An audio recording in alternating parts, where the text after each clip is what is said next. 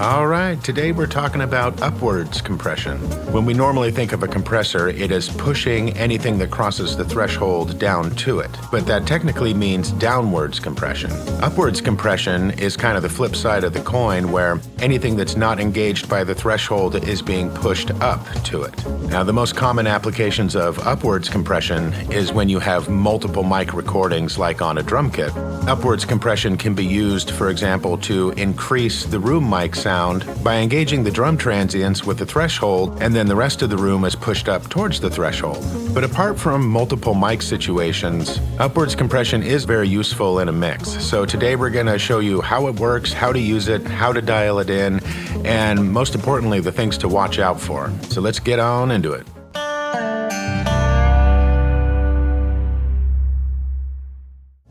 So one of the most useful outcomes of applying upwards compression is that it increases definition. So a lot of times reaching for an EQ to increase certain areas that are lacking in a signal can be resolved by a little bit of upwards compression. So if you have some parts of a sound that are trailing off or a lot quieter than the others, you can use upwards compression to make the quieter parts louder, the opposite of downwards compression. And a lot of times, a little bit of downwards compression can be used in conjunction with upwards compression, so you don't have to accomplish everything with just overcompressing a downwards compressor. But that's one of the best benefits of upwards compression, is it really enhances the definition and fills out the sound.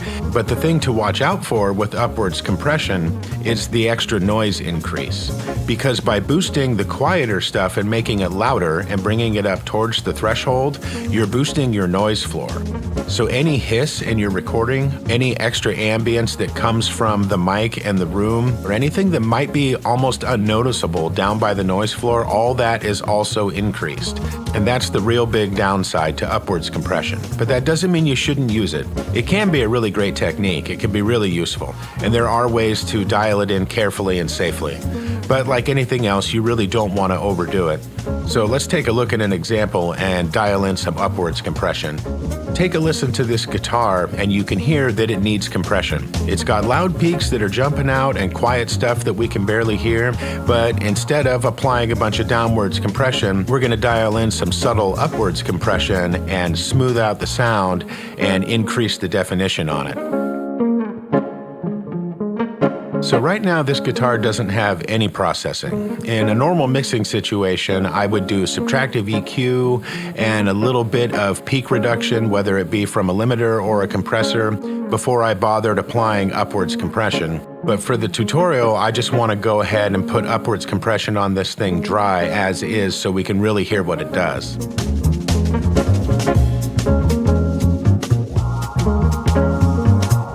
And you can hear that it is really getting lost in the mix. It's jumping out and it's fading away into the background, all of the signs that we normally would need gain reduction. Now, if you have a compressor that doesn't have a selection like this that says upward, one thing you can do is check your ratio. Some compressors do upward compression, but they don't say it. But what they do is the ratio will go into the negatives. And when you're applying negative ratio, that is the same thing as upwards compression. But on this bus compressor, it has an upward selection. And the compressor controls when you're applying upwards compression work the same as when you're applying downwards compression. So right now the compressor is not doing anything.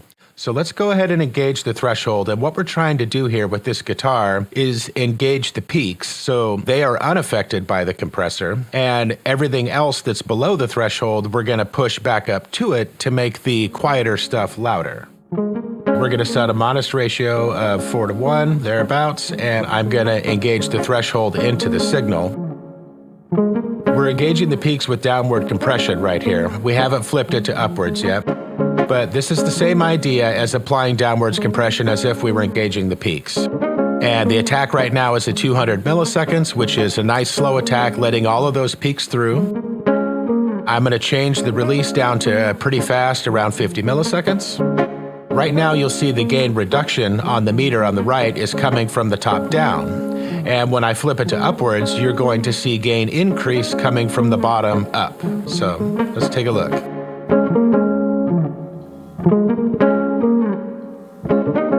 Now, if you listen when the guitar is not playing and when the meter goes all the way up here to 30 dB, you'll hear all the hiss and all of the buzz when there's no guitar playing, and that is the pitfall and downside of upward compression. Let me speed the release up so it happens very quickly.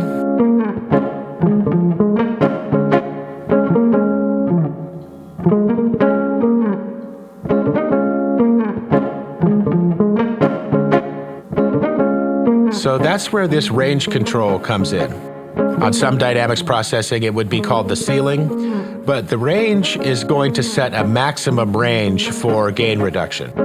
So if I turn this down from the 30 dB down to about 10, now you'll see that the gain increase over here does not go above the plus 10 dB. And if I increase the range way too high, all the noise is going to flood up and it's going to be really obnoxious.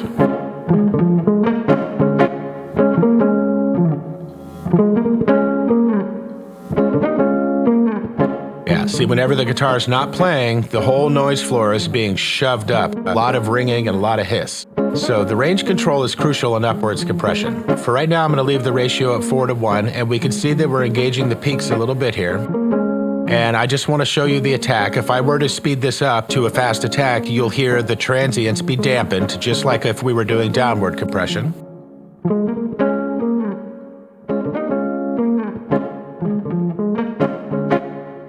And the attack setting is, of course, something you want to set in context with the mix and not do that in solo. But right now, we're going to let those transients through. I'm going to back it off to, there's a 160, so everything's coming through. And I'm going to slow down this release a little bit, and we're going to gauge the threshold a little more. All right, now we're going to bring the range up so we can hear a little bit more of the effect. And turn the ratio up a little more to about 7:1. So I'm going to bypass the compressor so we can listen to it back and forth with what we have so far.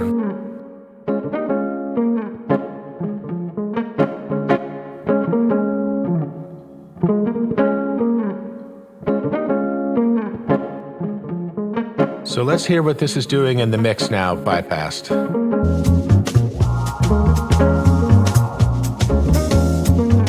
All right, now we're going to turn it on.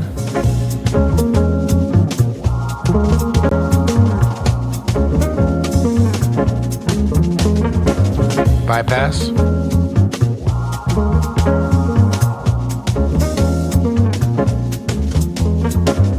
Back on.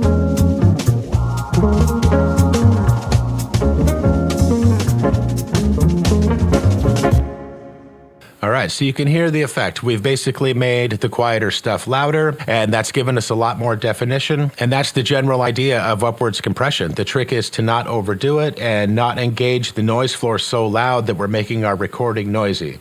Now, one of the most common things you see with upwards compression is to do it in parallel. So let's go ahead and do that. Let's dial in the ratio a little harder and increase the range a little bit, and then we're going to blend it in so we have about 50-50 dry signal and compressed signal. I'm also going to speed up the release time so it rushes back up a little faster. You just don't want to overdo that.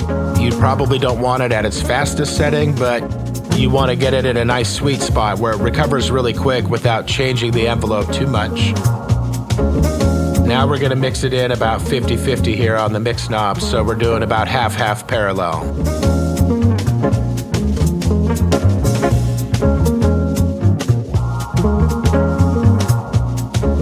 So you can hear how the upward compression is really filling out the sound and really balancing out the dynamics. So by doing this, we're leaving the transients intact and we're bringing the quiet stuff up and making it louder. Now, if I were actually mixing this, like I said, I would do subtractive EQ and I would do downward compression or a little tiny bit of peak limiting to get those peaks under control before I bothered with some upwards compression. But that's a really good way to hear it, is just by doing it on the dry signal. And the guitar is a great example, but we also need to take a look at a drum bus because there's way more to learn from putting upward compression on a drum bus. So let's get into that. All right, so right now we have an upwards compression setting on the drum bus and we have it bypassed. So You can see the gain meter and the threshold dancing, but it's not engaged yet. Now, where the threshold is set, it will be engaging with the kick and the snare primarily. And even though the kick is very soft, the compressor is reacting to it pretty hard because that's what compressors do. They react to the low frequencies. So we're going to use the low frequency dial on this compressor, which is similar to a high pass. This way we can tell the compressor not to react to that kick drum, because what we're trying to do is dial in some upwards compression on that brush work to try to get the brushes a little louder. You can see we have a 63 millisecond attack, so we're letting the transients through. And the release right now is at 96, and I'm going to show you more about that here in a second. And I got a good healthy ratio of 6:1. So let's bring this compressor back on and especially pay attention to the brushes and listen to how they get louder.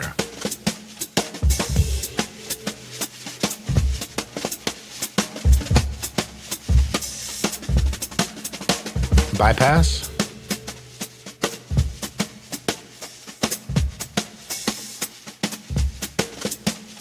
Back on. So the gentle brushwork has been increased dramatically, and that's what we wanted here. And we have the attack set, so the transients of the snare and the louder hi-hat hits, they're pretty much being unaffected, but everything below the threshold where all the gentle brushwork is being pushed up. And you can see it's being pushed up by about anywhere between 6 and 10 dB at the peaks. Now, the range is set at 30 dB, and you can see that the gain increase from the noise floor up is never reaching the 30 dB. That's because these drums are very active.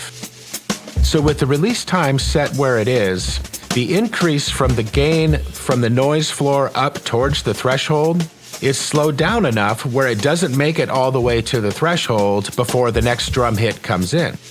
If I were to go to a fastest release time, let me show you what happens.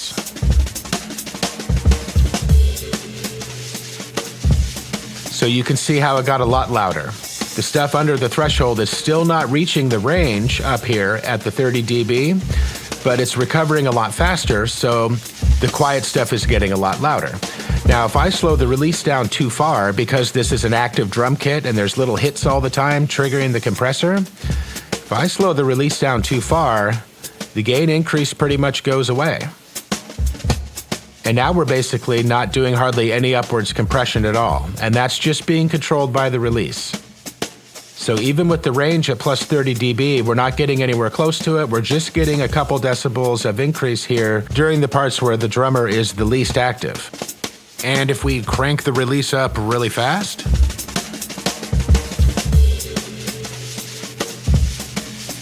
now we're getting a lot of that gain increase because the compressor is being allowed to increase the gain very fast after each little transient.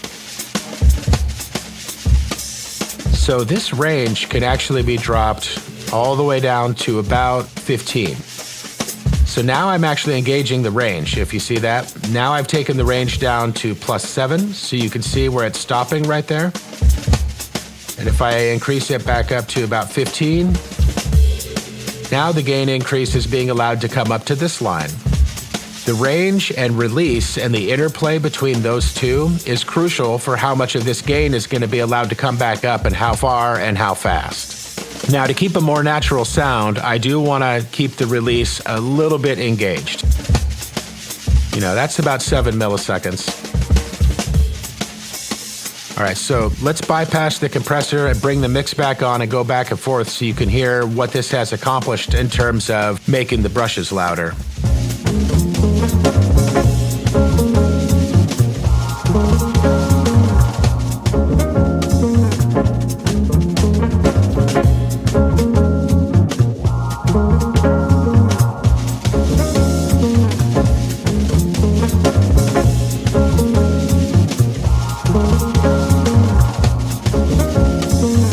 See, the brushwork has really gotten loud. In fact, it's a bit too loud. but that's how effective this can be. You can also hear how this could be really easy to overdo. So what you will want to do is blend this back in. So I'm going to take this all the way to 0. So now the effect is dry, and we're going to start to dial it in and bring the effect back in.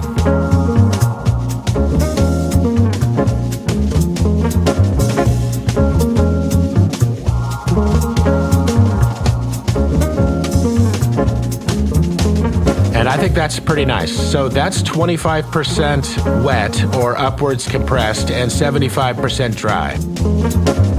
And that's a nice blend of both. We've increased the brushwork and made the quieter stuff louder, but in a way that still sounds kind of natural and gentle. But it makes a real big difference. Let's bypass it again. Back on.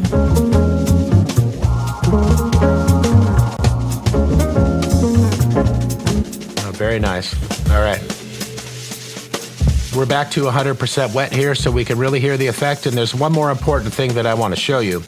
We've been doing this with a very hard knee. The knee is set at its hardest setting. And now I want to show you what happens when we soften the knee to its softest setting, because all of these little transients happening around the threshold here, a lot of them are barely under and barely over, so the knee is actually very important in this situation. Especially listen to the open and closed hi-hat as I go from hardest knee to soft knee, and take a listen to how the compressor is engaging the hi-hat when I do this.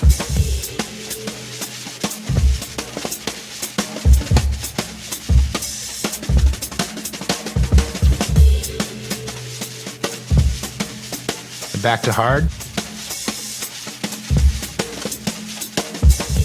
Soft.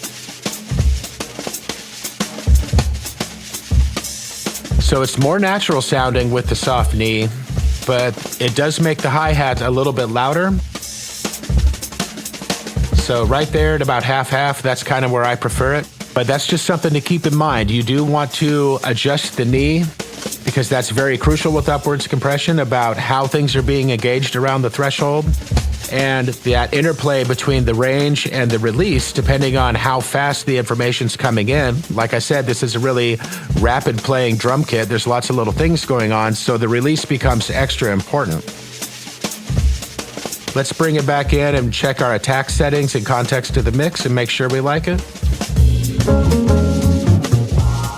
I'm going to go to a super fast attack, and we'll take out some transients, and then we'll back it off.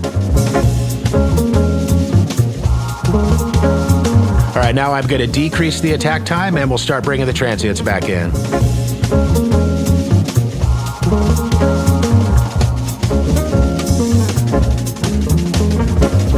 Yeah, I like it right about there where I'm not really affecting the transients. And if I wanted to grab some of those peaks, I would do that with a clipper or a limiter. But this is just a great example of upwards compression, showing you what it can do to bring the quieter stuff louder. Because let's bypass it again. Listen to how quiet those brushes got.